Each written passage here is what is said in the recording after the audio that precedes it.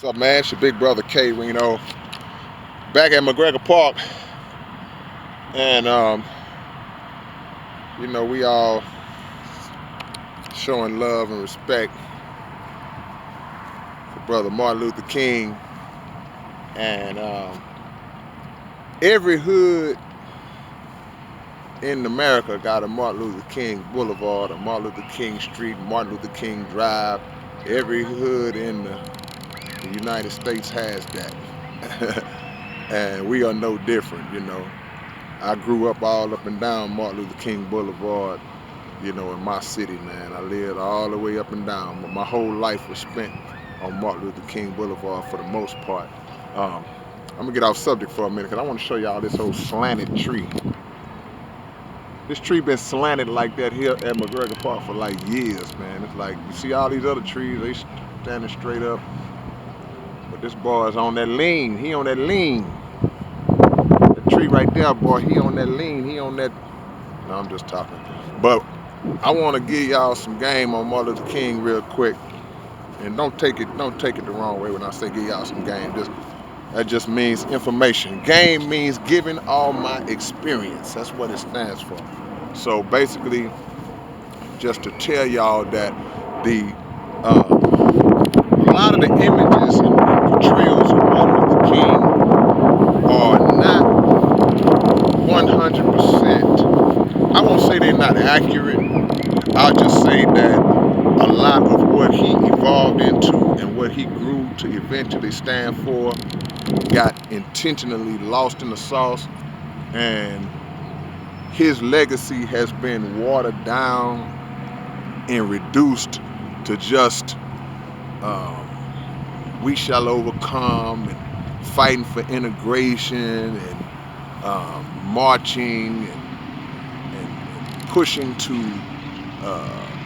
love our enemies and sit-ins and things of that nature, and they have basically turned this man's legacy into just something kind of soft. But the truth of the matter is that in later years, Martin Luther King, he did what we like to call in the modern day, he woke up. Everybody talk about I have a dream, but he actually woke up because he started to realize later on in his life that the fight, the way that he was trying to fight, his intentions were 100% on point, but the way that he was trying to fight in dealing with the enemy that he was dealing with and the enemy that we're still dealing with, he realized that it wasn't going to happen like that. He started to understand the nature of the beast that he was dealing with. So he had a meeting with the Honorable Elijah Muhammad. And Elijah Muhammad and Martin Luther King, the wind just passed by, so y'all can get it. Elijah Muhammad and Martin Luther King were active in the same time in the 60s, even though Elijah Muhammad had come long before Martin Luther King. But when the civil rights movement was really just peaking and popping in the 60s, they were active at the same time, fighting for the same cause, but with totally different ideologies and ways and methods to get it done. Martin Luther King was more so about peaceful resolutions and the things I mentioned earlier. Elijah Muhammad is more about doing for self, not even worrying about what the enemy got going on, not trying to beg and march to drink out of the same water fountains and all this type of stuff. We didn't have time for that. And defending yourself, retaliating if somebody attacks you. So Martin Luther King met with the Honorable Elijah Muhammad, and not coincidentally, his views started to shift a little bit. He started to understand some things, and the government never had a problem with Martin Luther King when he was on the kumbaya, peaceful, love everybody type of tip. But when he started opposing things like the Vietnam War and speaking out against that type of oppression and really going hard and doubling down and changing his message, even saying at one point that I fear that I have integrated my people into a burned house. These were Martin Luther King's words. He started to realize that, nah, man, this is not the way. That's when he became more of a threat, because they knew he had a following, but they didn't feel threatened about the message he was presenting at that time, because it was still, no disrespect, it still was a softer, non-threatening message that this government didn't feel would make an impact or wouldn't have put any pressure on them.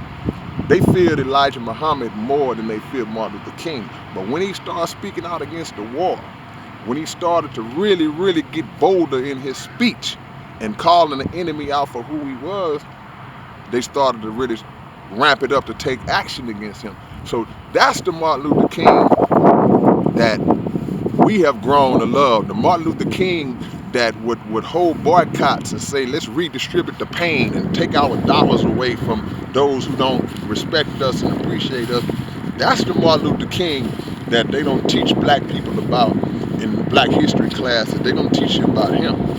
You know, they want to keep that soft, I have a dream image going.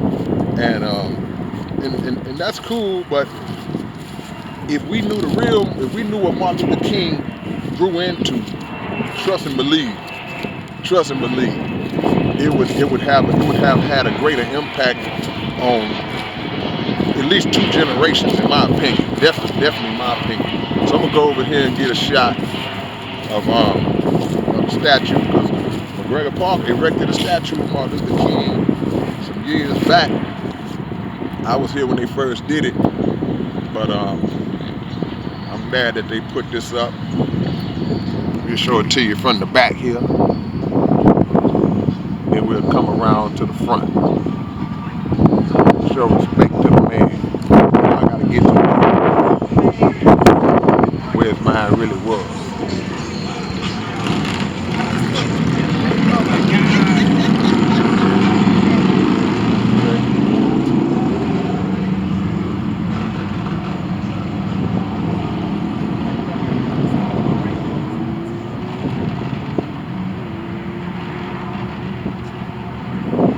Might be a little shadow on there, but y'all see what it is. See the statue, and yeah, we wanna make an effort to familiarize our children, our generations coming up, with the Martin Luther King that I just described to y'all. The one who started. He always spoke truth to power, but he got bold in his later years. And I want y'all to read up on that Martin Luther King, and don't let media soften us up or keep us soft with this lightweight image that they present of Martin Luther King. They do the same thing with Jesus. They present this lightweight image to keep us soft, to make us still be like marshmallows out here, man. Just never wanting to fight, never wanting to stand up for what's right and put pressure on the enemy. Martin Luther King started putting pressure on the enemy, and shortly after that, he was assassinated. So don't get caught up in the belief of this little lightweight guy that they trying to present to y'all. Martin Luther King turned into a monster in his later years. You know, we're gonna honor and respect that. And I just wanted to show y'all that, pay my respect and my homage to him. And I'm gonna get out of here because it's getting kind of chilly out here, man.